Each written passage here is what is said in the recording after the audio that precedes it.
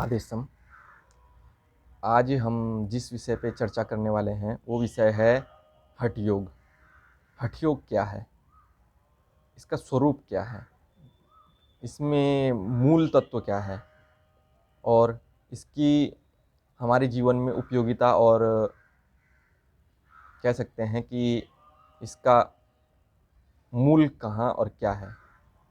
तो हठ योग के जो जनक कहे गए हैं वो गोरक्षनाथ जी को कहा गया है।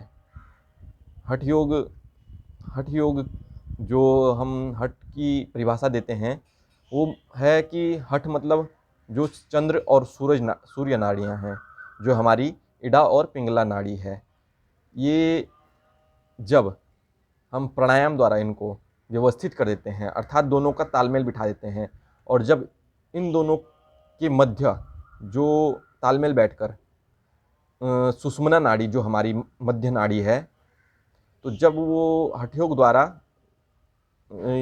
इड़ा और पिंगला को संतुलित कर हमारी सुषुम्ना नाड़ी खुलती है तो उसको हठ योग कहा जाता है।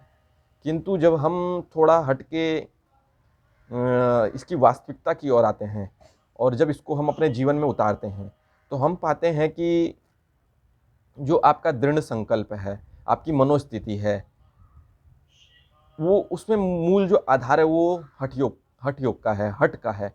वैसे जैसे बच्चों में हठ होती है तो वो किसी वस्तु के प्रति हठ दिखाते हैं और तब तक हठ दिखाते हैं जब तक उनको वो वस्तु ना मिल जाए, चाहे वो किसी भी प्रकार की हठ दिखाते हों, गिर के, लेट के, चाहे बैठ के, चाहे रोएं, चाहे जो मर्जी वो करें, मतलब कोई भी कारण ढूंढ लेते हैं बच्चे। तो कह सकते हैं हम कि बच्चे जो होते हैं बहुत हठी होते हैं, कहते हैं हम, मतलब उनको वो चीज़ जब तक ना मिले तब तक वो चुप नहीं बैठते हैं। तो वही अवस्था एक योगी की होती है।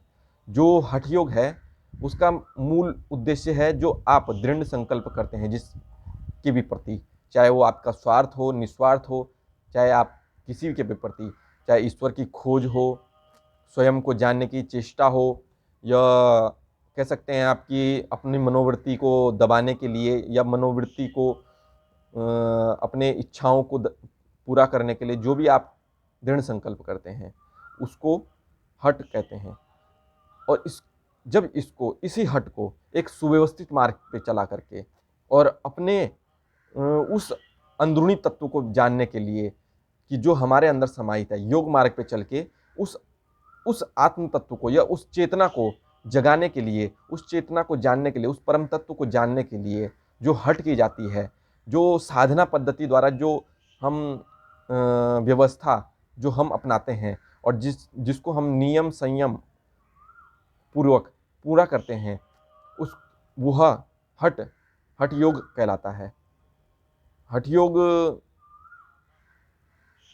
आपकी मनोवृत्तियों को, आपके आत्म तत्व को, आपके चित्त बुद्धि अहंकार को आत्म तत्व में लीन करता है। ये जो मन है, चित्त है, बुद्धि है, अहंकार है, ये हमारे शरीर की वृत्तियां हैं। मन जो है इंद्रियों का एक समूह का लक्षण है, मतलब ये मन इंद्रियों का एक समूह है।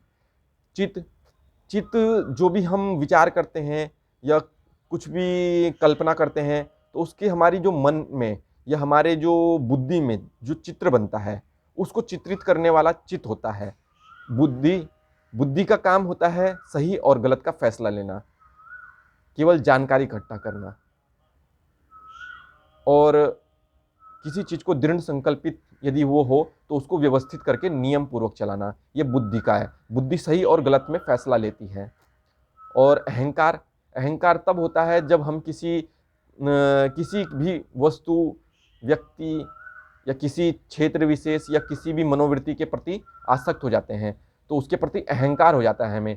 जैसे रावण को हो गया था, रावण को अहंकार था कि मैंने पूरे विश्व को जीत लिया है, नवग्रहों को अपने अधीन कर लिया है और मैं ही सबसे बड़ा हूँ। कंस को अहंकार हो गया था और हिरण्याकश्यपु को अहंकार हो गया था कि मैं ही सबसे बड़ा हूँ, लेकिन अहंकार टूट जाता है।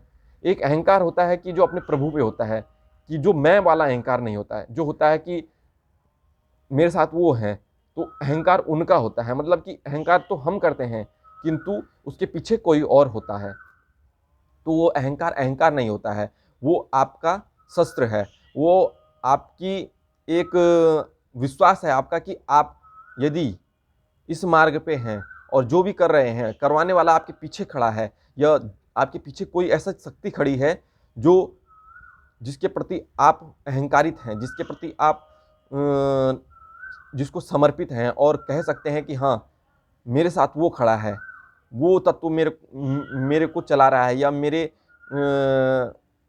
मेरे पीछे खड़े होकर मुझको विश्वास और शक्ति दे रहा है, तो वो अहंकार दूसरा हो गया। किंतु ये जो अहंकार है, इसको हमें नष्ट करना पड़ता है, इसको सेवा भाव से, भक्ति भाव से, क्योंकि अहंकार भक्ति में ही समाप्त हो सकता है और सेवा भाव में ही समाप्त हो सकता है।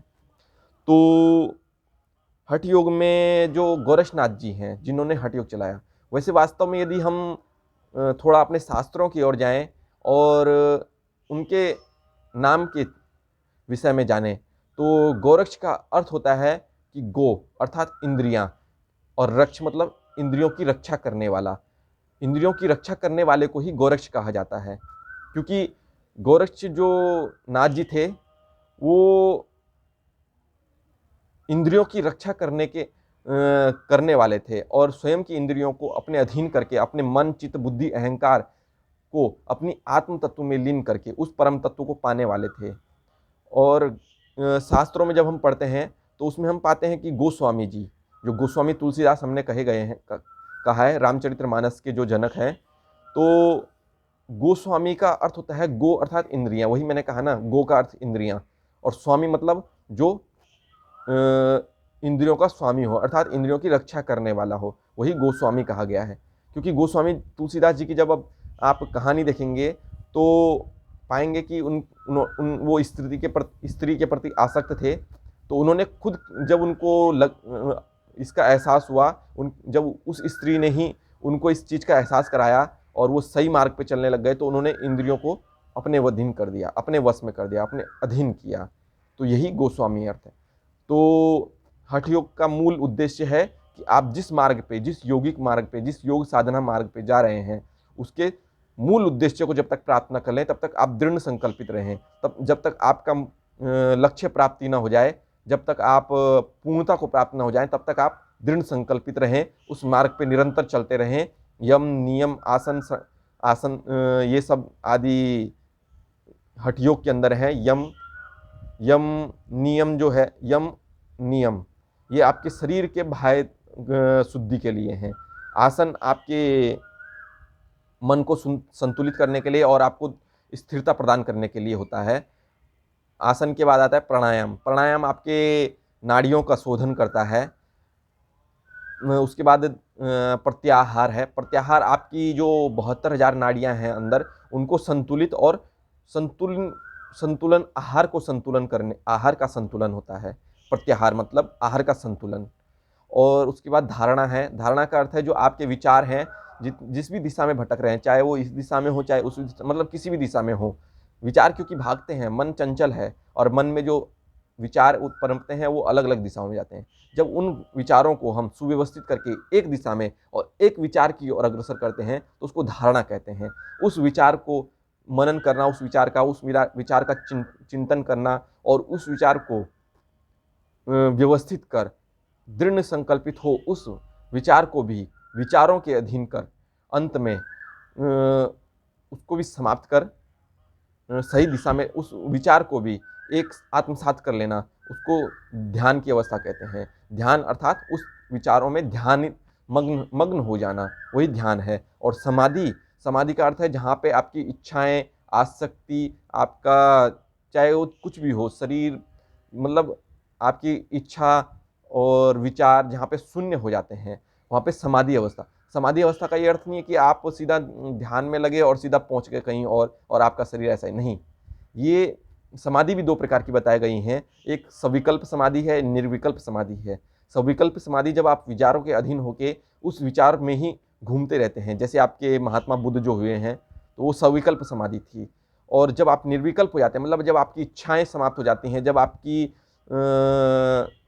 आपका उद्देश्य या फिर कहें कि विचार समाप्त हो जाते हैं, आपकी इच्छाएं समाप्त हो जाती हैं, आपका सब कुछ समाप्त हो जाता है और केवल आप अपने में लीन हो जाते हैं, अपने में मग्न हो जाते हैं, अपने आनंद में रहते हैं। चाहे आप, वो कहते हैं ना कि एकांत में रहो तो हम चाहे कितना भी एकांत में रहें और जब तक हमारा मन स्थिर नहीं है, हमारे विचार संतुलित नहीं हुए हैं, हमारी इच्छाएं पूरी नहीं हुई हैं या इच्छाओं में हम घूम रहे हैं, मन अस्थिर है, तब तक आप लोकांत के ही जैसे रहेंगे। और यदि आपकी इच्छाएं समाप्त हो गई हैं, आप संतुलित और शांत हो गए हैं, आपका मन स्थिर हो गया है, तो आप लोकांत में रह कर भी, इस लोकांत में रह के भी एकांत का अनुभव कर सकते हैं, आनंद का अनुभव कर सकते हैं। वो आपके ऊपर है कि आप कैसे अनुभव करते हैं, वो आपका अनुभव है।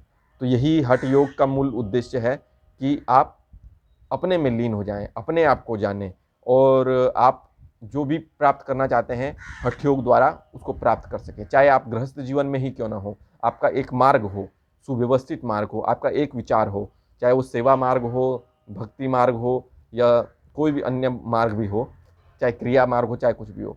आप चाहे, हमने देखा है कई सारे ऋषि जो एक टांग पे खड़े थे या एक हाथ ऊपर करके, वो भी हठ ही करते हैं कि वो अपना पूरा ध्यान अपने मन को इस अवस्था में, इस हठ में, कि अपना हाथ ऊपर करके इस हाथ में अपने मन को ले जाते हैं। वो भी हठ करते हैं, हठ पूर्वक रोते हैं, रोकते हैं और उनका मन भी संतुलित हो जाता है इसके प्रति। वो अपने मन को इसमें लगा देते हैं और उनका मन संतुलित हो जाता है, तो वो भी हठ योगी ही कहलाते हैं। कि हठ पूर्वक किसी भी अवस्था में हठ करना और उसके प्रति समर्पित हो जाना, यही हठ योग का मूल उद्देश्य है। यह हठ योग है।